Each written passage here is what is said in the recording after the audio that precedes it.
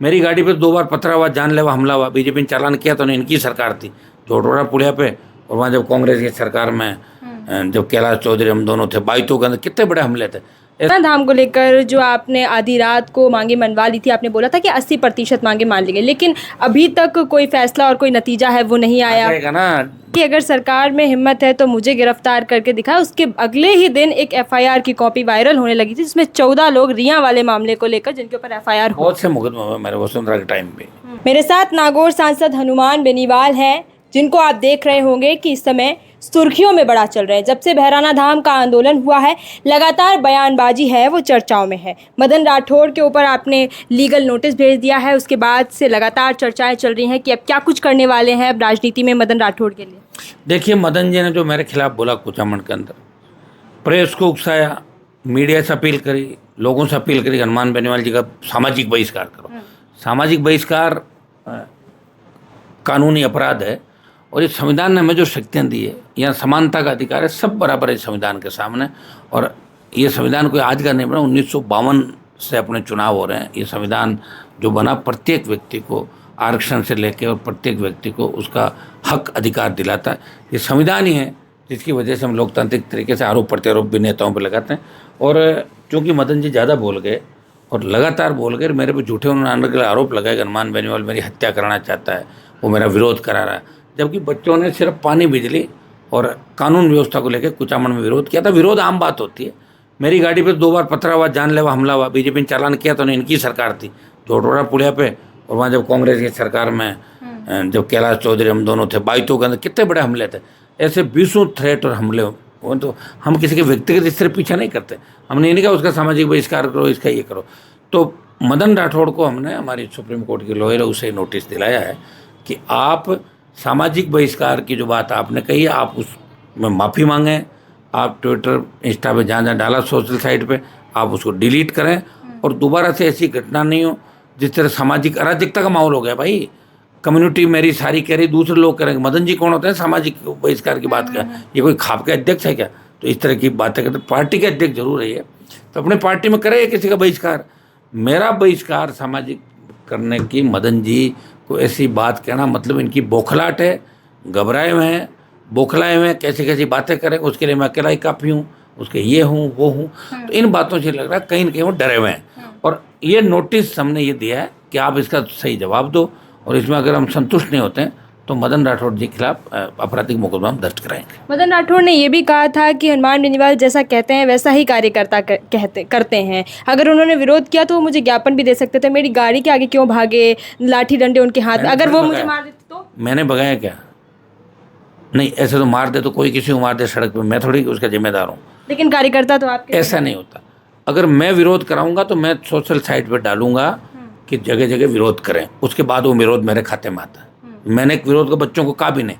और विरोध अगर कर भी दिया, मैं कह रहा हूँ मेरी गाड़ी पे तो अटैक कर दिया था, बंदूक चली थी, तलवार चली थी दोनों जगह, तो आपने उसमें चालान तो नहीं किया मदन जी? आप ही थे ना, कहाँ थे? लंदन थोड़े गए थे उस समय। तो अब आप सामाजिक बहिष्कार की जो बात कर रहे हो, मैं नहीं, मेरा कोई वहाँ वो नहीं। बच्चों की डिमांड थी, बच्चे होते हैं, नारे लगा देते हैं, इसका मतलब ये थोड़े कि बच्चों को आप जेलों में ठूंसा दोगे। 150 लड़के मेरे जेल में डाल दिए राजस्थान के अंदर। ये कहाँ का न्याय बताओ मुझे? लोकतांत्रिक व्यवस्था के अंदर अगर हम बात नहीं कह पाएंगे, लोकतंत्र में अगर विरोध किसी का नहीं कर पाएंगे तो फिर किस चीज़ का लोकतंत्र है? ये तो अघोषित इमरजेंसी होगी राजस्थान और देश के अंदर। इसका पुरजोर तरीके से आरएलपी विरोध करेगी। हाँ, कांग्रेस आपके सेट हो गई होगी मदन जी, लेकिन राष्ट्रीय लोकतांत्रिक पार्टी जनता के साथ है, जवान के साथ है, किसान के साथ है और अपराधियों के खिलाफ है। हमेशा हमारा जो स्टैंड है वो क्लियर स्टैंड है। आप अपने नोटिस का जवाब दो, उसके बाद की कार्रवाई हम लोग करेंगे। भैराना धाम को लेकर जो आपने आधी रात को मांगे मनवा ली थी, आपने बोला था कि 80% मांगे मान ली गई, लेकिन अभी तक कोई फैसला और कोई नतीजा है वो नहीं आया ना। डरी सरकार ने 3 मंत्री भेजे ना वहाँ पे, सरेंडर होते गई सरकार, नतमस्तक हो गई साधुओं का, आगे जाके पड़ गई पैरों में। साधु संत तो खुद कह रहे हैं कि जैसा सरकार कही है वैसा कर लेंगे। आए थे ना मेरे से मिलने, मैं नहीं कहा उनको। वो बोले हम बात करें, मैं कि बिल्कुल बात करनी थी, बातचीत के रास्ते खुले होने चाहिए, क्योंकि रिको तो सरकार ही कैंसिल करेगी, मैं थोड़ी करूँगा।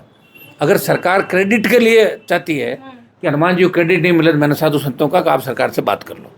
मैं क्रेडिट के लिए लड़ाई नहीं लड़ रहा हूँ, मैं साधुओं के सम्मान में। और भैराना धाम और दादूपंथी जो दादू दयाल जी महाराज थे, उनका बड़ा पर्चा था, बहुत उस समय वो उस समय के बहुत बड़े ज्ञानी थे, जो सारे पंथों में धर्मों में समन्वय का काम करते, बहुत बड़ी आस्था का केंद्र है बैराना धाम। और बैराना धाम की आस्था को लेकर ही हनुमान बेनीवाल आ गया था। मैं कोई वहाँ पॉलिटिकल लेने नहीं आया कि भाई पॉलिटिकल एडवांटेज मुझे मिला। साधु मेरे पास नागौर आए, नागौर आने के बाद जयपुर बात करी, और फिर मैं गया एक बार 15,000 की टीम के साथ, और अब की बार 1 लाख लोग लेके गया। मैंने साधुओं कह दिया कि आप सरकार के साथ वार्ता करो, अगर आपको लगता है कि सरकार नहीं मानेगी तो फिर कोई कदम उठाना होगा। तो राष्ट्रीय लोकतांत्रिक पार्टी बैराना धाम के अंदर उन साधु सन्यासियों के साथ है, उन्हें अकेला नहीं छोड़ेगी। क्रेडिट चाहे भजन लाल ले या मोदी ले, हमें क्या फ़र्क पड़ रहा है, हमें तो बैराना को बचाना है, वो हमारा मकसद है, वो मकसद हमारा पूरा हो रहा है। सब लोग साथ हैं बैराना बचाने के लिए। अच्छा, आपने कहा था कि अगर सरकार में हिम्मत है तो मुझे गिरफ्तार करके दिखाए। उसके अगले ही दिन एक एफआईआर की कॉपी वायरल होने लगी थी, जिसमें 14 लोग रिया वाले मामले को लेकर जिनके ऊपर एफआईआर हो। बहुत से मुकदमे हुए मेरे वसुंधरा के टाइम पे, मुकदमे होते हैं, डिसमिस हो जाते हैं, और दम है तो गिरफ्तार करे। अब कह रहा हूँ गिरफ्तार करके दिखाए मुझे, सरकार में दम है तो।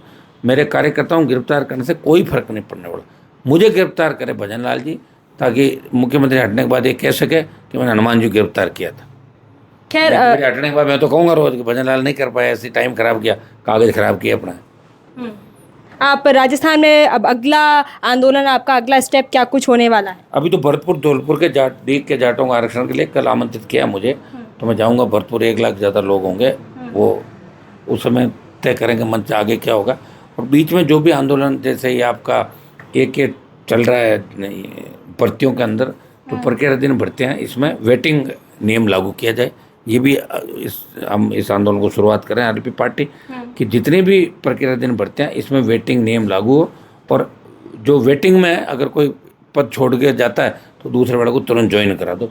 ये अच्छा बच्चों के लिए होगा, नहीं तो पद खाली पड़े थे 10-10 साल तक, बजट आया रहता है दिल्ली का, चला जाता है और ये खर्च नहीं कर पाते। तो इस नियम को ढंग से लागू हो, ये हमारी मांग प्रक्रियाधीन भर्तियों के अंदर ये मांग रहेगी। दूसरे हमारी पेपर लीक की, आरपीएससी, ये जो पुराने मुद्दे हैं, इनको लेकर हम करेंगे। कुछ जगह जहाँ माइंस माप है, जिसमें बीजेपी के लोग सीधा सीधा काम करें, वो जगह हमारे को प्राप्त है, वहाँ भी थोड़े दिनों बाद आपको आंदोलन दिख जाएंगे। अंतिम सवाल है कि आपराधिक मामले राजस्थान में बहुत ज़्यादा बढ़ रहे, चाहे मनोहरपुर के ले ले, बीजेपी के खुद के नेता के साथ इतना बड़ा हत्याकांड हुआ, उससे पहले कोटपुतली। देखिए, मेरी टीम वहाँ कल मनोहरपुर बीजेपी के नेता की जैसे हत्या हुई पहुँच गई थी। कोटपुतली के अंदर मैं खुद SMS गया, पूरी टीम को मैं भेजा, कार्यकर्ताओं को भेजा, लगातार अधिकारियों के संपर्क में हूँ। फिर भी कोटपुतली वाले मामले में अगर नहीं होती तो मैं खुद कोटपुतली जाऊँगा, उस माइंस को खुद बंद कराऊँगा, अगर नहीं करती तो सरकार। बिल्कुल, देखिए, आपने कई सारे मुद्दों पर सुना सांसद हनुमान बेनीवाल को कि क्या कुछ उन्होंने कहा और उनका अगला स्टेप क्या कुछ होने वाला है।